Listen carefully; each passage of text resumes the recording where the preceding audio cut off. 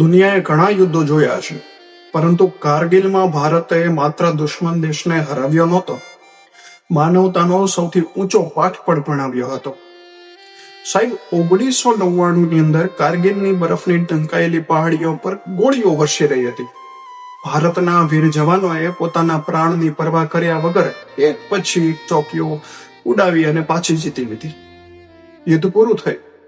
રણભૂમિ પર ઘણા પાકિસ્તાની સૈનિકોના મૃતદેહો પડ્યા હતા, પરંતુ શરૂઆતમાં પાકિસ્તાને પોતાના ઘણા સૈનિકોને ઓળખવાનો ઇનકાર કર્યો, તેમના મૃતદેહોને સ્વીકારવાનો ઇનકાર કર્યો. વિચારો, જે દેશે પોતાના સૈનિકોને સ્વીકાર્યા નહીં ને, એ જ સમયે ભારતે શું કર્યું હશે, ખ્યાલ છે? ભારતીય સેનાએ કહ્યું કે યુદ્ધની અંદર એ અમારા દુશ્મન હતા, પરંતુ મૃત્યુ પછી તો તેઓ પણ અલ્લાહના બંદા છે. ત્યારબાદ ભારતીય જવાનોએ તેમના મૃતદેહોને સફેદ કફનમાં લપેટી ઇસ્લામિક પરંપરા મુજબ નમાઝે જનાઝા અદા કરી કિબલા એટલે કે મક્કા તરફ મોં રાખીને સંપૂર્ણ સૈનિક સન્માન સાથે દફનાવ્યા. આ છે આપણું ભારત, અને આ છે આપણી ભારતની માનવતા અને આપણી ભારતની આર્મી. અહીં યુદ્ધ જીતવાની સાથે સાથે માનવતા પણ જીતી લેવામાં આવે છે.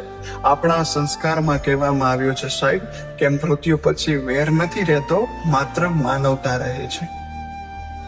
આ જ કારણે દુનિયા ભારતીય સેનાને માત્ર શક્તિશાળી નથી કહેતી, સૌથી સંસ્કારી અને માનવતાવાદી સેનાઓમાંની એક કહે છે.